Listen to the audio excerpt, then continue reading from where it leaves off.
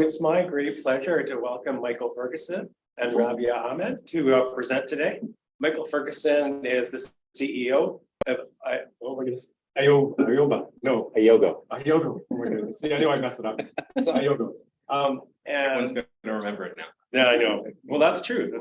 I'm good PR. So Ayogo is a digital health company focused on improving activation and engagement for patients with complex, challenging conditions. And it was twice named one of the most innovative health companies in the world.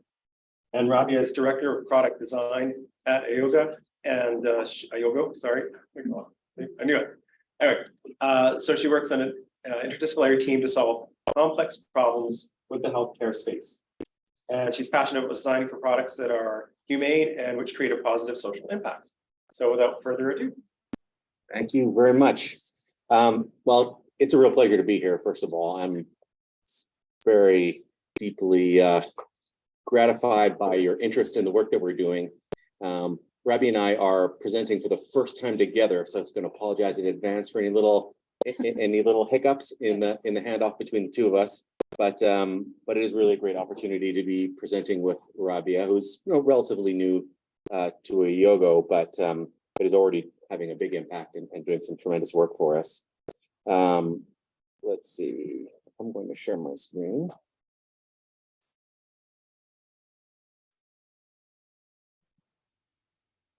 Here. And you guys will let me know. And we should have to There we go. Perfect. And people online can see my presenter or can see the presentation rather than my presenter screen. Yeah, wonderful.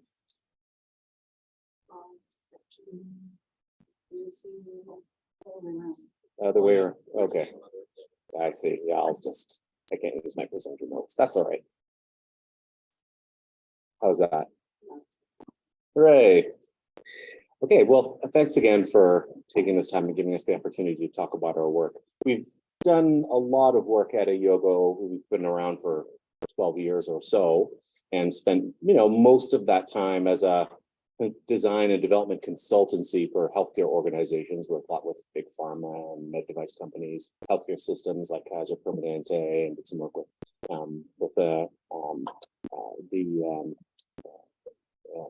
NHS, National Health Service in the UK.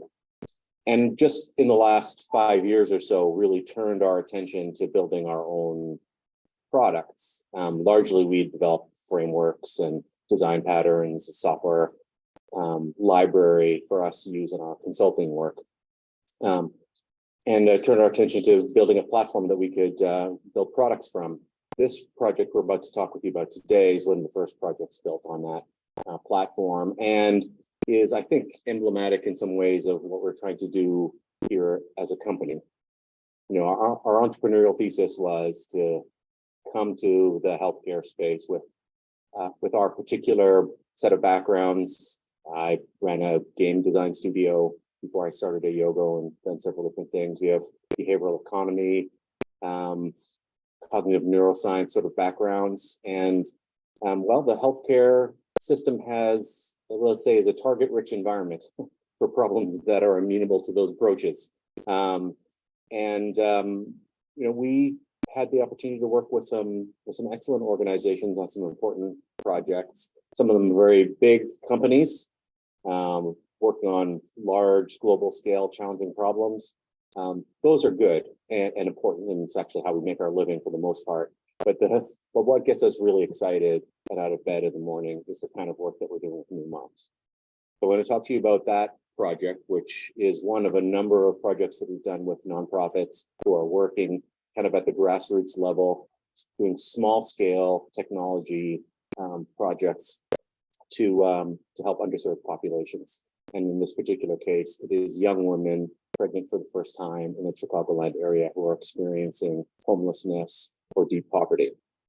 And you're going to hear me talk a little bit about new moms in a minute. Yes. Oh yeah. How's that? And maybe you can click that. Yeah, it's better. Yeah. Right on.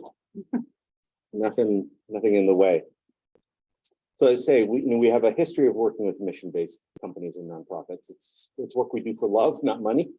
And I think has led to some of the most important insights that we bring to bear in our product development. So just as a little plug for everybody here, not to forget the value of connecting with people who do the work that they are doing because it is enriching their heart.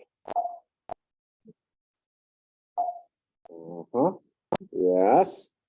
And it's an important part of how we recruit. We recruit people into, we like to say, people who are both brainsy and heartsy. And, because you can do good and important work, but you can't do your best work unless you have a mission. That's our belief. So this is a little bit about our team, just a couple of boasty slides. I talked about this already. We've got a lot of awards. We're very proud of those awards. Obviously, these aren't my awards. These are the team's awards. And, pleased that people recognize our work. You'll see a sort of range of different kinds of organizations from, large healthcare orgs like NHS and Life Sciences, Genentech, Baxter, but also Childhood Obesity Foundation here locally and New Moms that we work with in the Chicago area. Our philosophy here is to take a radical partnership approach. Working with Ayogo means you're going to be doing things differently than you normally do them. This makes some of our customers and partners a little uncomfortable. We can give you some of your best work when you're uncomfortable. And we are doing our work currently on a purpose-built platform. So embedded in our presentation are 3 key learnings. I want you to find them, sort of a scavenger hunt. These 3 learnings. One of them is obvious, I think, but often forgotten. One is understood, I think, by experts, but is actually kind of nuanced in the real world. And one of these lessons, I think, is really quite counterintuitive, actually. And I hope you'll find all 3 of them in our presentation and find them all interesting enough to have been worth your time today. Okay. New Moms. So New Moms does fantastic work, and it is really a privilege to work with a group of people like this. They're serving a population which is often ignored and or forgotten, and is responsible for some of the worst healthcare outcomes that the system has to offer in the United States, but when treated well, some of the best outcomes, so the most important improvements in healthcare outcomes. I think this is the kind of leverage that is really exciting when you are trying to find new places to apply technology in the healthcare system. They provide critical services and coaching to young women. So they get referred to the New Moms program. They're given they're introduced, the New Moms runs 3 programs simultaneously, and they get a coach in each of those programs: housing, education and employment, and healthcare. They actually have their own housing facility that they provide to many of the moms.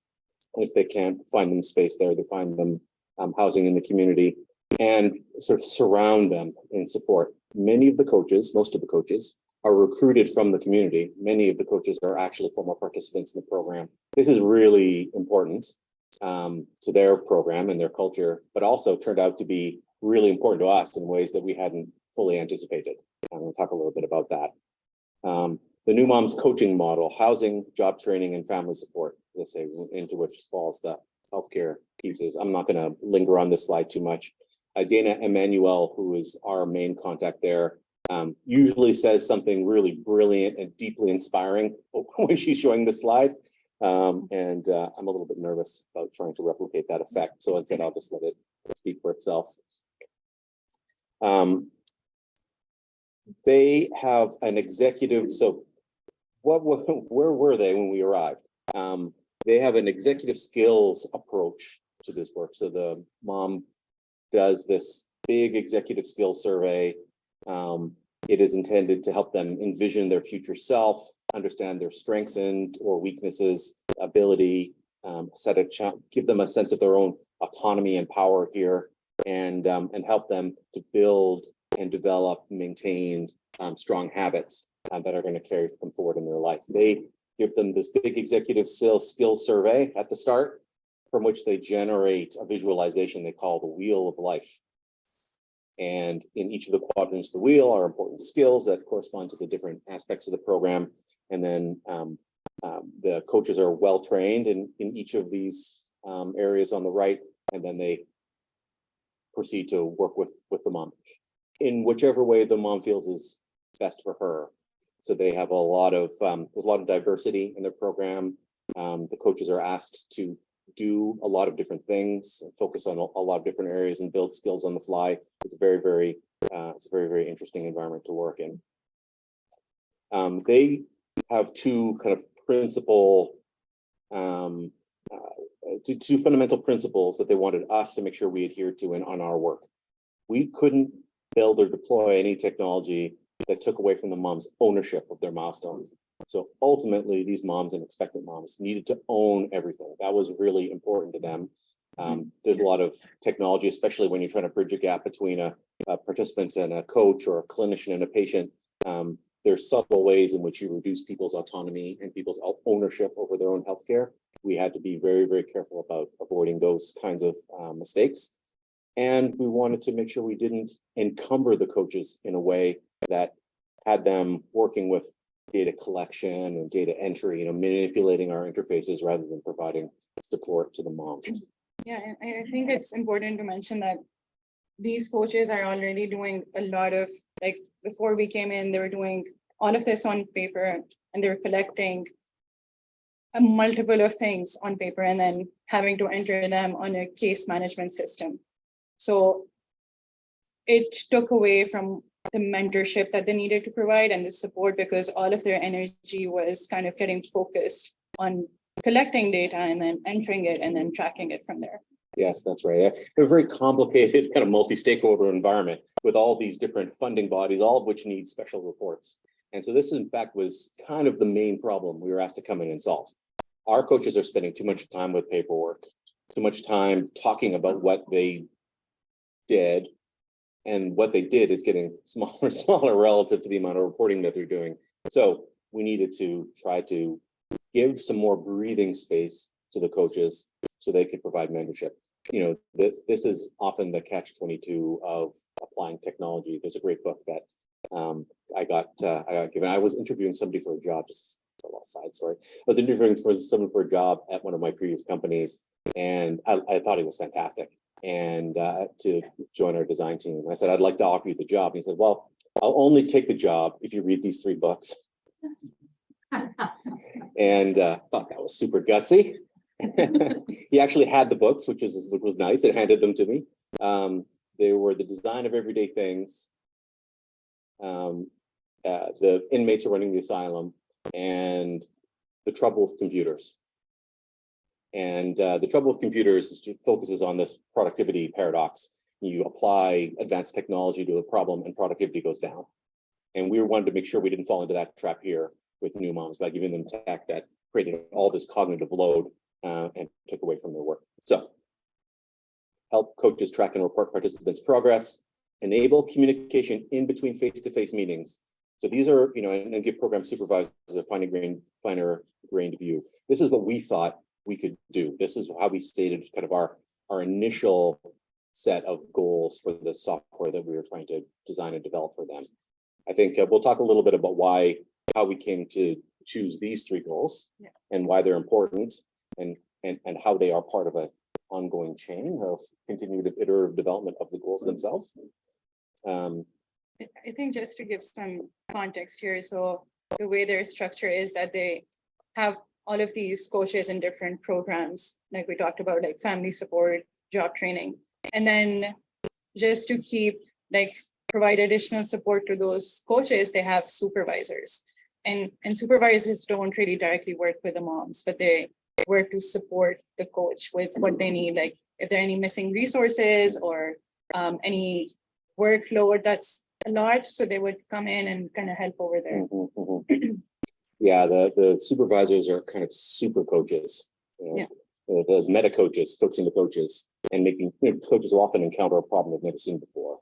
Most of them are not trained. They're not trained social workers or psychologists, so they need support in doing their work well.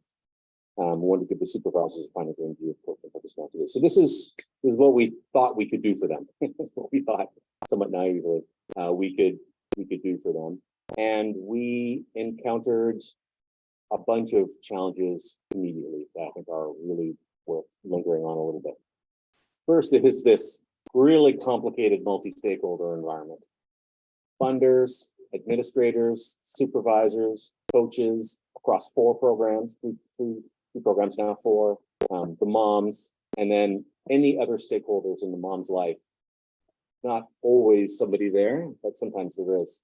So, that's a lot of people, all of whom have something to say about what it is that we are doing.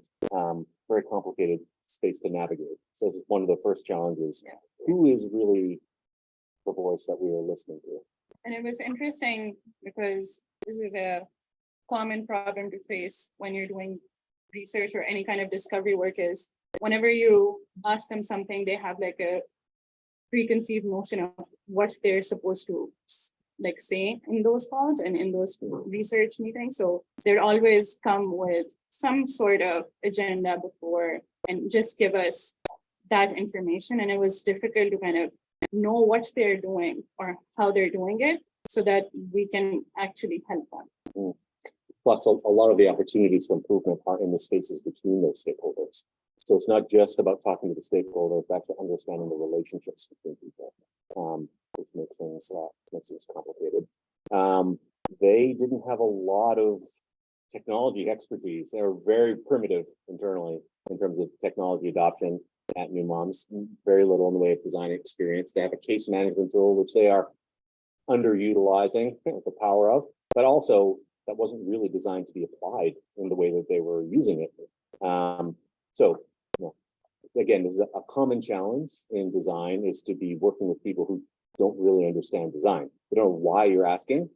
And as Rabia was just pointing out, they may have a misapprehension about what it is, the reason that you're asking. And so they come up with an idea in their head about how they should answer and provide that to you. Can I say something? Yeah, oh yes. So on the primitive codes, like we mentioned before, it was all paperwork. And it wasn't just paperwork for the coaches. It was, so if they're giving one of the moms, a form to fill out for job training, then they would give her resources as papers. And the next time they would record the progress is the next time they would meet the mom. And this not only created like a lot of work for the coach, but it also created a lot of work for the mom because now she has all of these papers that she needs to keep track of, forms that she needs to fill, and then additional resources that she needs. She either needs to go and ask the coach, think of what messages to send there, or wait till the next visit. So she's kind of not making progress in between those things. That's right. Leading to a lot of meetings between coach and participant kind of looking like this, like we're sorting papers. Which program is this for? Oh, you applied this. This is an application for funding for housing. Oh, this is to get funding from CMS for a breast pump. All getting routed all different places. Not to mention all the internal reporting that needs to go back to the central hub in their case management system so that they could generate the reports for their funders. This paperwork and this kind of like stovepipe Rube Goldberg machine of administration and bureaucracy, even for a small organization, really deeply focused on not creating bureaucracy, is just insidious. It creeps in and makes a lot of the kinds of inquiry that we would normally want to spend time on difficult. So analyzing the flow of this paperwork and the flow of this information is an important part of our understanding of the environment that we're working in. And I think it's just important to recognize everybody there is really, really, really, really, really busy, right? And, can you actually get a meeting with the coaches in which they have got the mental space to have a real conversation with you about how they're doing their job? They're spending so much time working in their job, they don't have very much time to be working on their job, thinking about what it is that they're doing. So a very complicated set of sort of challenges in the environment for us to work with, for us to try to apply our process. So how do we proceed? I mean, I think one of the really important things that we did very early on was establish who our internal champion was going to be. Mission alignment at every level of the organization is really critical. An organization like New Moms is very difficult for us to navigate from the outside. So who are the best people to talk to, and why should they even be talking to us? And what kind of conversation are we going to have? We needed somebody to help us navigate internally to get to the right people, but also to ensure that everybody that we spoke to felt like we were on their side. So maybe a champion, not quite the right word. I was thinking here of using an image of a Sherpa instead, because I think that's a really interesting role. You know, you tell them where you want to go. I want to go up to the top of that mountain and I want to come back alive. And then from that moment on, you do what they say, right? They're actually in charge of you, getting you there and back alive. And that is kind of the role that our internal champion at New Moms is playing for us. You know, we want to do X, and she helped us navigate around the organization. We just important to listen to what they say and have somebody who's willing to be, you know, open and transparent with you about the, you know, the internal flows and currents of the organization. Here's some of the people that we work with who are wonderful. The woman in the top left quadrant is Dana Emanuel. She's the director of programming at New Moms, and I think is utterly brilliant. I mean, you know, I could imagine Dana, you know, being interviewed in Fortune magazine for being a billionaire. You know, I've created this company, but she's not interested in that at all. You know, her whole life is oriented around helping in her community, and it's really an inspiration. And these are some of the supervisor coaches that she works with. Again, you know, drawn from the community. They are participants in the program. Getting involved in these conversations was crucial to our success.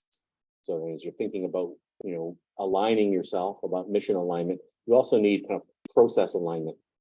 Where is the right place for you to plug in? What is the right meeting for you to show up at? For you to listen to the conversations and observe, so you can understand the language that is being used and speak it back to them.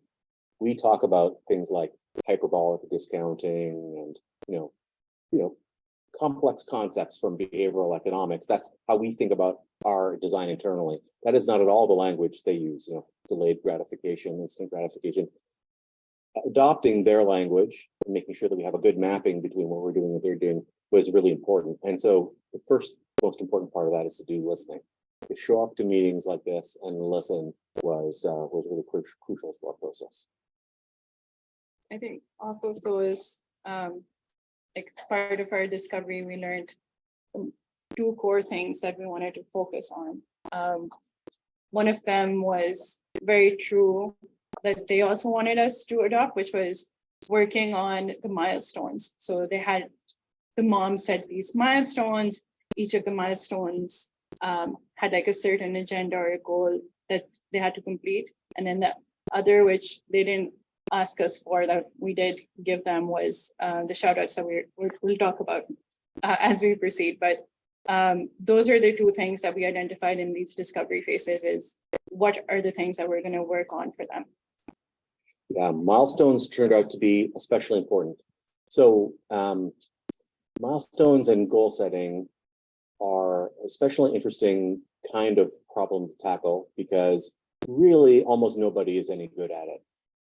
Even people who purport to be experts are generally actually pretty terrible at talking about how to create a proper milestone. Most people don't really have much to refer to in terms of a visceral experience of setting a goal, breaking it down into sort of fundamental steps, walking through those steps, achieving your goal, and then reflecting on it.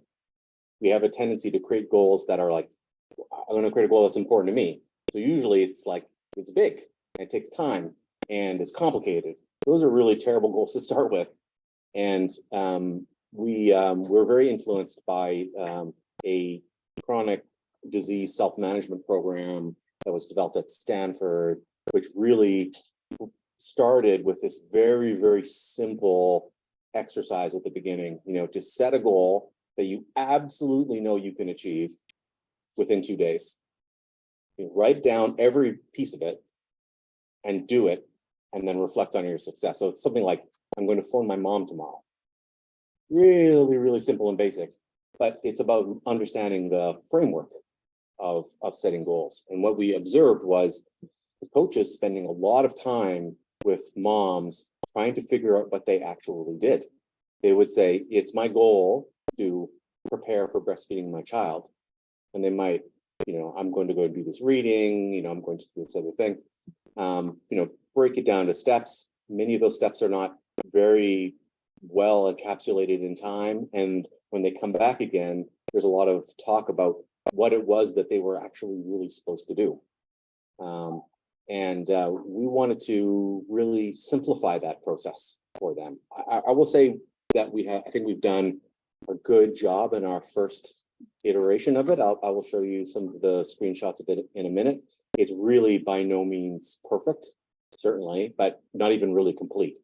I think there's still there's a ton of work for us to do there. But one of the really interesting things that we learned about focusing on milestones and focusing on them in the way that we did, that is starting from the very, very simple fundamental pieces, is you need to create the space for people to interact with the thing that you've created for them, so that they can give you meaningful feedback. That is best done in really, really small increments. So just giving them just a little bit of extra 2-3 minutes in their meetings to talk about milestones by templating some of the goal setting tools for them turned out to be really valuable and important. I think where we started off from this was just because they wanted the mom to have a lot of ownership. So we started off by letting the moms create their own goals, and there was no structure to them. And we started seeing they weren't actionable, even though they were applying, like New Moms was applying SMART goals. But when the mom started entering them, it did not seem like actionable in our view on how a good goal or milestone should be structured. So then we started providing some of the pre-written ones, which were common across all of them. And there was a small library of them that we worked on, and we created like a basic structure for them to sort through. And providing that structure was not only valuable for the mom to adopt that milestone, but it was also valuable for the coach to kind of think through, like, what are they going to gain at the end of this milestone? So if the mom does complete this, what's going to be valuable for the coach? Like, what would have they done by that time? And I think with our first version, we just wanted to see how they use it. Like, we still gave them the option to create custom milestones because we wanted more feedback, and we wanted to like track their language and how they spoke about things to themselves. So every time they would set like a custom milestone or the breakdown for that, like we gave them the structure in which they could set like a bigger milestone, give it a title, and then have like additional steps broken down into that. And every time they did that, we kind of learned from that on how they spoke about things, or if they're like setting a breastfeeding goal, like what do they think of, like what are their steps that they're going to take. Yeah, and working around some common misconceptions about the time element of goal setting, which is to set, people normally think of that as setting a deadline. I'm going to do this thing by this date. That's actually mostly useless. You need to set a time to do it, to do the work. That's actually the time that matters, not the deadline for the thing, but the time in your calendar you've set aside to work on it.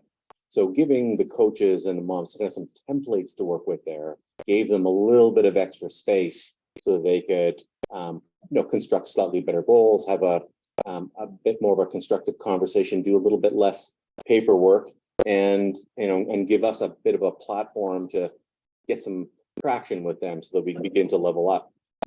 Our initial prototypes just seemed so simple, almost trivial, but I think that's actually an important part of iterative design and development. The other one this is one of my favorite little bit of work here in this project is a feature that we call shoutouts. Do you want to just describe what shoutouts are? Yeah, so this feature that we designed, shoutouts, it was connected to the milestones, and it was a way to get motivate the mom to go and complete her goals or work on them and provide them with soft nudges over there. Our initial version was very, very trivial, like Michael said, but I let you talk more about that. But it was basically like this sort of messaging feature in which you could pick out from like either pre-existing messages, and it had like a imagery with it. So there had like emoticons, and then there was also a way you could just write your own. Mhm. And just to send a message. Yeah. You know, just to make the coach present somehow for the mom in between appointments. You know, there's obviously that is they have an hour with the mom. They have however many 100 hours to the next appointment where actually all the real stuff is going to happen. So how can we make the coach more present to the mom in those in that intervening time, you know, to help build the coach's influence? We thought, you know, we had this, you know, grand vision for how it was going to be this two-way communication facility, and, you know, the coaches are going to be able to, you know, pre-load messages that get triggered when moms do particular things, and, you know, really quite an ambitious vision for it, and deployed the kind of the first version of it, and nobody used it. And you know, so why didn't nobody use it? Was it too simple? You know, was it in the wrong place in the UI? I think what we discovered was that the coaches didn't really see the whole arc. You know, when you're doing something and you're so busy and you're going to take a little bit of time, you need some feedback to let you know that the thing that you did was worth doing. And our shout out feature didn't have a lot of immediate feedback. I mean, the mom could say thank you and send a message back, but most of the moms weren't doing that. So coaches were sending messages and getting no immediate feedback. And so, you know, they would try it one or two times and then they would stop.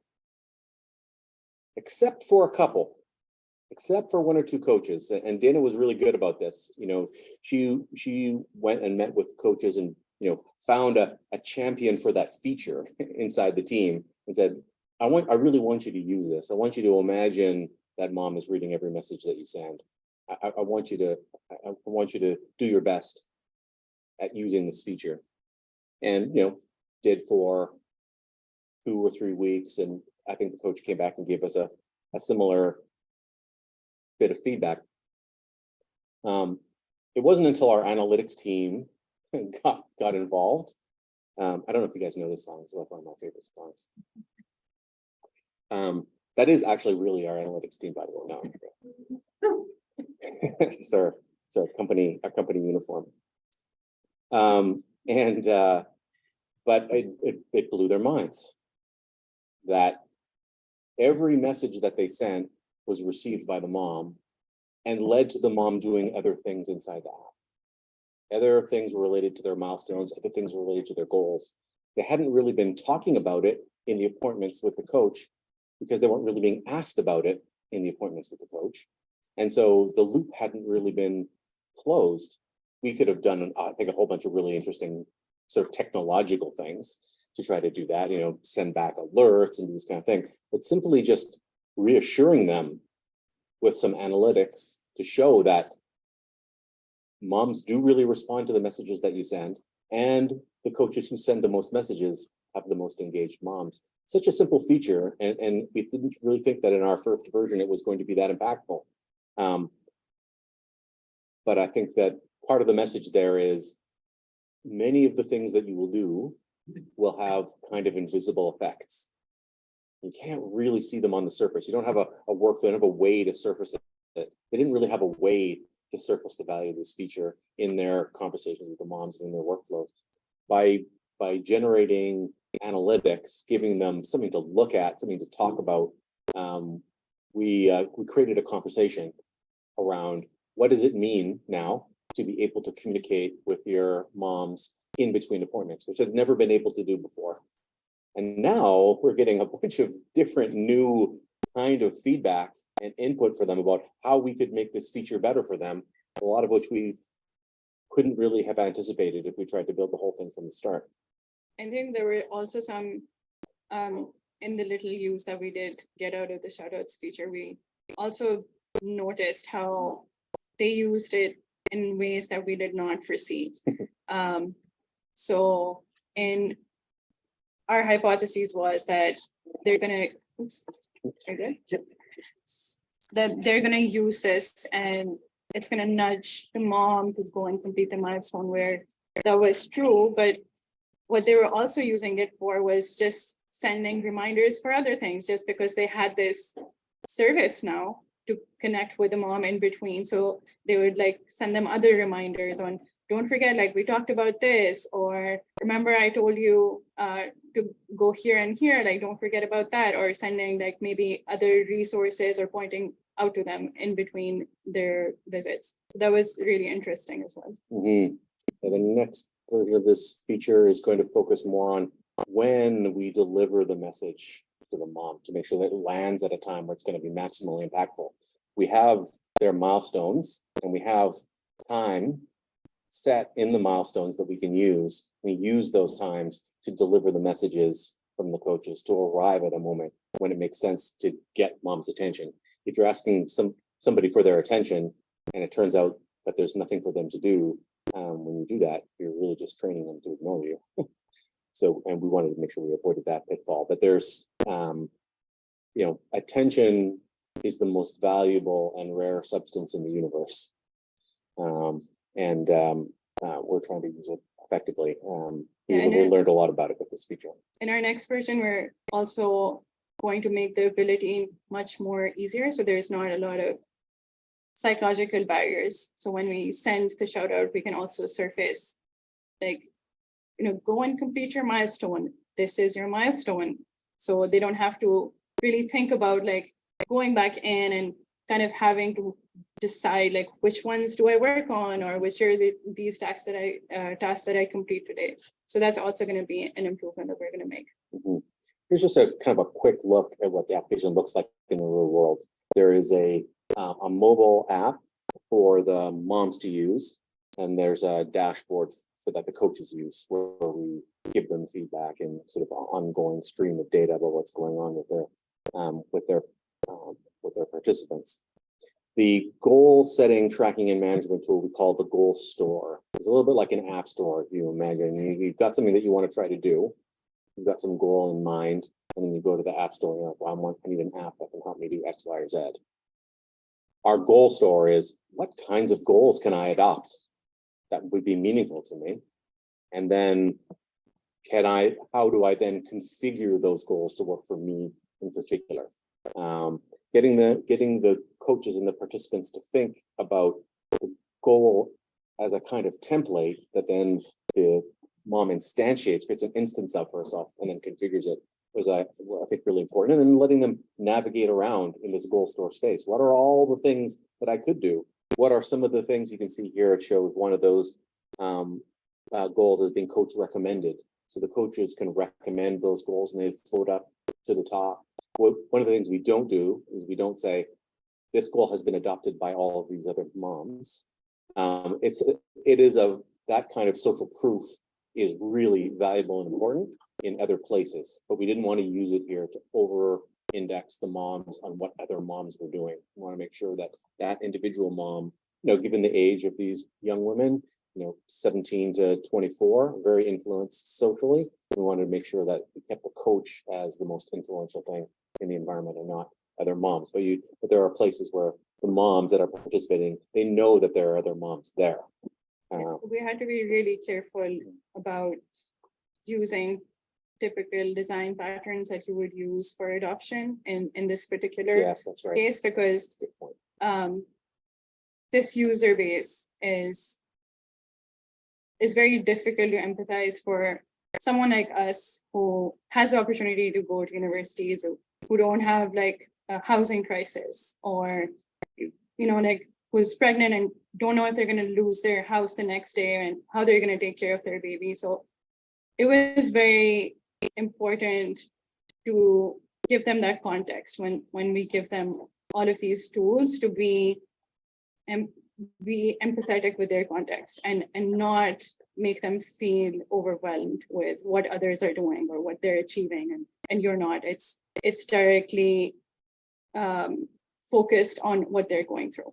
Yeah, very good point. And just as an aside, we are doing a lot of investigating right now around how we can use tools like ChatGPT and these large language models to help us create more effective content and provide more scale in terms of the types of interactions that we can offer. I think these kinds of synthetic relationships can be really powerful, but as a philosophical principle at Ayogo, we would never allow an end user to interact directly with one. And I think, I personally am deeply disappointed in Microsoft and Google and organizations like that doing population level experiments with human psychology. I think it's a really, really dangerous trend. We shouldn't have allowed that to happen. I mean, our psychology is too easily manipulated, and to allow that. So while we are looking at tools like that in our universe, we will never face them forward to an end user. Our coaches or clinicians that work in our universe will have them available to use, to offer them advice, but there will always be a human being in between the output of any one of those systems and a person. Just a little soapbox moment for me. Okay. I wanted to quickly show you kind of what goals and goal setting looks like in our system, just fast, and then take some questions if you have any. Is that good? Yeah. Great. Yeah, I haven't got any. No one's been giving me urgent time. 11 minutes. Oh, But you should have questions, so. okay. Yes. Now there's an urgency. Now I'm feeling urgency. Okay. Goals. So we said we have a goal store. You can navigate around the goals. You can look in the goal, reach down inside the goal, determine the amount of time, the time during which you are going to focus on the goal, and so on. One of the important aspects of goal setting is understanding how it fits into your life. So we have what we call the importance game, which is part of background game design a little bit in our company. So think of these things as being a little bit like games. It's maybe a barely game. You guys are familiar with that turn of phrase. A game that doesn't have an obvious win state or obvious rules. The rules are just kind of get intuited, and the output is, the objective is whatever feels right to you. This game is here to help somebody to think about why they would take on a particular goal. What kind of effect do you expect it to have in your life? So assuming that I'm going to get enough sleep, what are some of the ways that getting enough sleep should impact your life? What's important to you? I should, by getting enough sleep, I will be able to get more exercise. The effect that it should have is I should be able to spend more time with my family because I'm less tired. Thinking about what is important, why is it important, and then reflecting on it is an important part of the process. We do a lot of work in chronic kidney disease and helping people make the decision about which form of renal replacement therapy to take on. And so this values reflection exercise is an important part of the process. And with that in hand, then you can go through this process of adding, configuring a new goal and when you want to work on it eat to benefit my baby is the end result. That's a custom goal, the custom title. I left out a couple screens here where they do some a little bit more configuration and add an inspirational image or quote to the goal. Our objective is every mom, when she looks at her app, should see something different, to see something that's for her, something individualized. It's part of the process. And we've got a lot of really great feedback. So it turns out that we're actually saving a lot of time for the coaches by taking away the burden of having to explain exactly why they are going through the goal setting in the way that they are doing it, taking some of the reporting effort. We've saved a lot of time, a substantial amount of time. So saved one coach 17 hours, leaving more room for them to talk with their participants and so on. I think one important learning there was also that initially they were so focused on getting the mom to create a milestone and then keeping track of it that they did not have the time to refine it further. So when we like gave them this structure where there were like some pre-written goals and the mom could adopt it, we discovered that now they're coming back to us with different kind of feedback that, no, we want it to be editable, or we want like co-edit it with a mom, or such things that they weren't really thinking of before. So that was a great insight that now they're really thinking about how to make this milestone more meaty. Mhm. And to get more confidence in using these skills in their everyday life. There's not much use to building an application just to make somebody dependent on using your application. We actually want to help these young women build skills and habits that are going to carry them forward in their life. So I especially love this quote that she's more confident in her goal setting. That's actually the effect that we wanted to have. So that feels really good. And you know, it's a similar kind of process we go through when we're designing other kinds of applications. So we've done a lot of work around medication compliance. And one of the interesting things we found is most people think of medication compliance as you know, being reminded to take your medication on time. But nobody likes to be reminded. Everybody wants to remember. And to be reminded is to have somebody prevent your remembering. And in that way, we don't want to give these moms tools to create goals that they can't use on their own. It has to be part of the process of them getting better at it and becoming more independent. So the 3 key learnings. Trust is built on values and mission alignment. It's obvious, I think, but often you kind of forget what it means to align your values with the people that you're working with so that they trust you and are willing to share with you the things that they do that don't work, the ways in which they're unhappy about their job. That's difficult to get people to talk about. They have to really trust you. Experts know this, but it's a little bit nuanced. People often do not know what they are doing. And so they don't know what they're not doing. So just asking somebody, why is this not working for you? If they knew why it wasn't working, they probably wouldn't be having the problem, right? So they're going to make up a reason. Oh, the button's in the wrong place, or I didn't have enough time to figure. That's just made up. You actually have to observe and see what is really happening. There's no substitute for observation. And sometimes easier is worse. Spend a lot of time thinking about making systems easier to use. Easy of use is a catchphrase that often gets talked about a lot in our projects. A kazoo is super easy. You can pick up a kazoo and within an hour, you'll be among the greatest kazoo players that have ever lived. Nobody writes symphonic music for a kazoo. They write symphonic music for violins. Violins are absurdly difficult and take a lifetime to master, and even people who are experts will tell you they haven't mastered it. That was what people want. People want the experience of building competence and mastering things. And you can actually denude your system of the opportunity to build competence over time by making your system too easy to use all the way through. You want to be thinking about how people ladder up with expertise. I need this first thinking about goals to be really simple. Go get a template from the goal store. Then I want to be able to increasingly over time get better at making my own goals. So sometimes easier is worse. By the way, the person who gave me that advice used to design heads-up displays for military equipment, and I thought that was just a fascinating insight.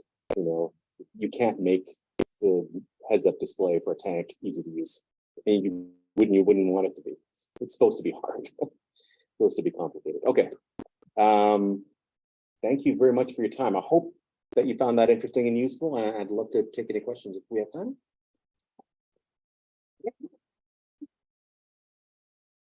Yeah, so I'd like to open the floor up for some questions in the room, and if we have time, we'll go to one outside on the Zoom. So does anyone have a question inside the room? Students get to go first. And if you need to leave, that we totally understand because it's getting close to 1.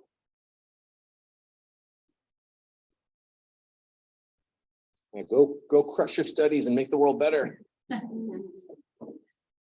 Yes. So I have a question about the community aspect of it. So you started presenting about like might be cautious that these forms are doing. Yeah. But I also feel there's a positive side to it because Sure. I see old bonds.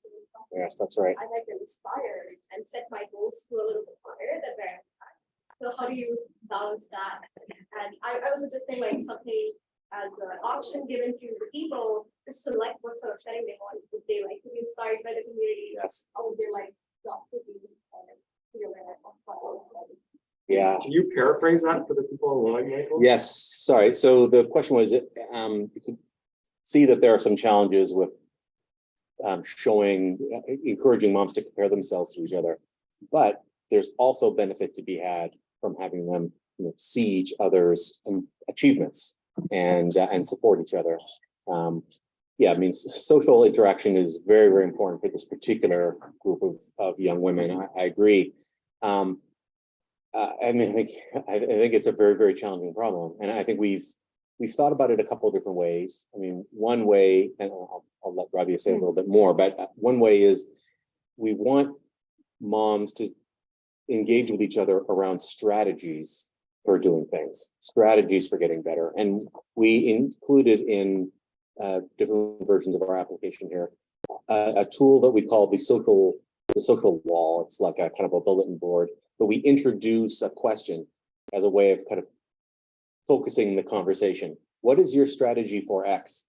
Keep people out of the realm of this is my goal and what is your goal and how quickly did you do it and I should be doing things just as quickly as somebody else, but more, how do I make sure that I have the resources that I need as I'm moving forward? How do I ensure that I'm communicating effectively with my coach? And what are some of my strategies? How do I express gratitude to the people that are providing support? These are the kinds of questions that can inspire really, really interesting and valuable conversations and give people a sense that they're in it together, which I think is really important. But there's so much that we could do there. Yeah, I would say some of the programs actually have that. So they meet up in person and they meet up in groups. So while it's not reflected in the digital version of it, but it is happening in real life. I guess the one thing that we've learned so far is they do face like disastrous situations within a minute's notice. So they could lose their housing or anything like that, which is why they're already dealing with a lot of mental overload, and introducing something like that could overwhelm them at the same time, because now they feel like they might be not good enough and others are, because we tend to compare ourselves continuously to how other people are achieving things. But that's a good point, and I think what we can think about is maybe have like giving the mom the ability to have her own community of friends and people that she might already know in the community. Building a support network. Yeah. And I think it's also true, interestingly important for the coaches too. There's a lot of there's a lot of trauma all up and down the stack here, if you like. I heard a deeply disturbing statistic, which is that the main cause of death for young women in the state of Illinois who are pregnant is not pregnancy related. It's not eclampsia. It's not any of those things. It is intimate partner violence with a gun. It is the main number one cause of death for pregnant women. And, that impacts everybody. It impacts the woman's life, but also the coaches. Their women are living in these facilities, and they're just surrounded by danger and fear and creeping dread all the time. It's humbling to be asked to come in and offer some support, but also, a deep challenge, for us to try to put our head into their space, and try to understand it well. A big responsibility. It's a big responsibility, yes. I realize we're starting to get over time at this point, but I would invite people to come up and talk to Michael and what's your name? Rabia. Yeah, if you have any questions now, then thank you so much for coming.